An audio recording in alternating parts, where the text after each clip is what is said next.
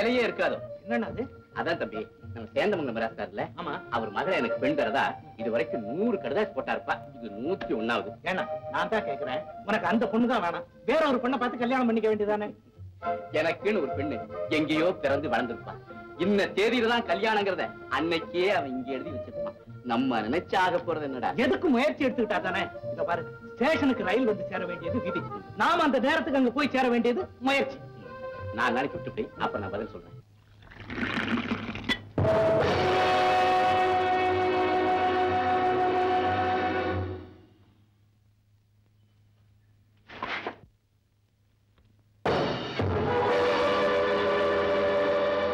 வெறுப்பட்டி உங்க அப்பனா நான் கொடுப்பான்.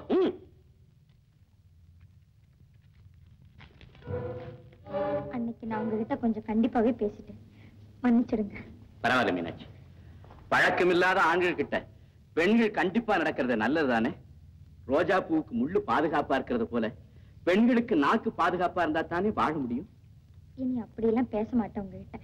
பழக்கம் ஆயிடுச்சுல மீனாட்சி. ஒரு தாயோட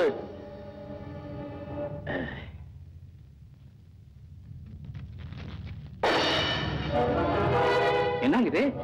யார் கேட்டீங்க? கொடுத்தேன், பணம் கொடுக்காம போறீங்களே. பணம் கொடுக்கிற பழக்கம் என்கிட்ட இல்ல.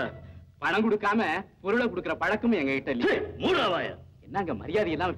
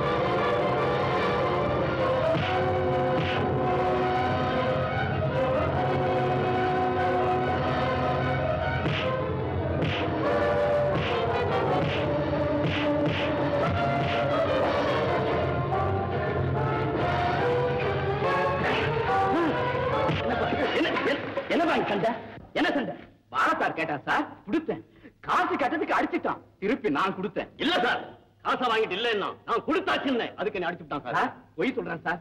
சந்தேகம்னா இவங்க எல்லாம் கேட்டு பாருங்க சார். என்னப்பா நடந்தது? என்ன நடந்தது? ஏயா முடிக்கிறீங்க? என்ன நடந்துச்சுன்னு சொல்லுங்களேன் ஐயா. ஒருத்தர் சொல்ல மாட்டீங்களா? நான் சொல்றேன். இவர் சொல்றதாங்க உண்மை. இவனுக்கு பயந்துகிட்டு தான் இங்க இருக்கிறவங்க எல்லாம் பேசாம இருக்கிறாங்க. ஓஹோ, இவர் சந்த கடறவுடியா? நல்ல போலீஸ் ஸ்டேஷன் கையோடு சார், நானே வர்றேன். ஏயா, நீங்க எல்லாம் ஆம்பளைங்க தானே, உண்மையை சொல்றதுக்கு ஏன் அப்படி பயந்து சாவறீங்க? உனக்கு என்னம்மா, லேசா சொல்லிட்டு போயிடுவேன். அவனை பாய்ச்சிக்கிட்டா நாளைக்கு இந்த சந்தைக்குள்ளே வர முடியாது. ஓஹோ, அப்ப ஒண்ணு செய்றீங்களா? என்னம்மா? மீசி எடுத்துட்டு சேலை கடைக்கு போங்க. ஒரு தடவை மன்னிச்சிருங்க சார், நான் இனிமே செய்ய மாட்டேனுங்க சார். அதெல்லாம் முடியாது, நீ வண்டியில இரு. சத்தியமா சொல்றேங்க, நான் இனிமே இந்த மாதிரி வேலை செய்ய மாட்டேனுங்க. அப்படின்னா நீ ஸ்டேஷனுக்கு வந்து எழுதி கொடுத்துட்டு போயிரு, வண்டியில இரு. சரிங்க. நான் உனக்கு என்ன சொல்றதுன்னே தெரியல. பரவாயில்லை, அவங்க எல்லாம் வராங்க. எவ்வளவு காய் இருக்கு? 2000 காய் இருந்துச்சு. சண்டையில நிறைய சேதாரம் ஆயிடுச்சு. உனக்கு எவ்வளவு இஷ்டமோ அவ்வளவு குச்சினா போய். அப்ப 3 ரூபா தரமாட்டேன், 2000 ரூபாய் தான். பரவாயில்ல. என்ன மீனாட்சி, எது சண்டையால?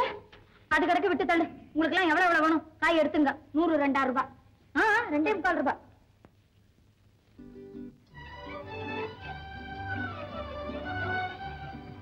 இங்கே நின்னுட்டீங்க?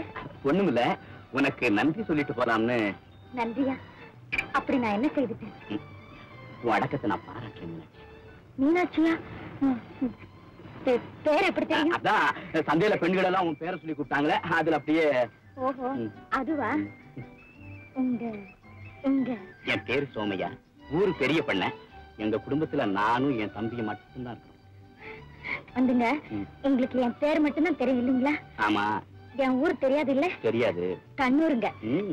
எனக்கும் ஒரு தங்கச்சி இருக்காளுங்க, அவளை படிக்க வச்சுக்கிட்டு இருக்கேனுங்க. வந்து அவளுக்காக தான் நான் அந்த வியாபாரத்தையே செய்கிறேன். நேரமாச்சு, நான் வரேங்க. மீனாட்சி, மீனாட்சி, தனியாவா போற? அதுவும் நடந்தா? பின்ன என் வண்டி இருக்குது, அதுல கொண்டு போய் விட்டுடலான்னு. ஐயோ, யாராவது பாத்துட்டாங்கன்னா? உன் வாய் தான் அப்படி சொல்லுதே தவிர மனசு என் கூட வர்றேன்னு துடியா துடிக்குது. அது எப்படி தெரியும்? சந்தையில அத்தனை பேருக்கு மத்தியில எனக்காக நீ சாட்சி சொன்னியே, அப்பவே புரிஞ்சுக்கிட்டேன்.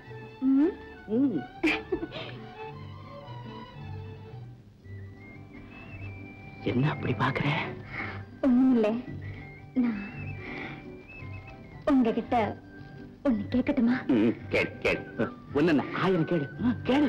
வந்து தயங்காத, கேளு கேள.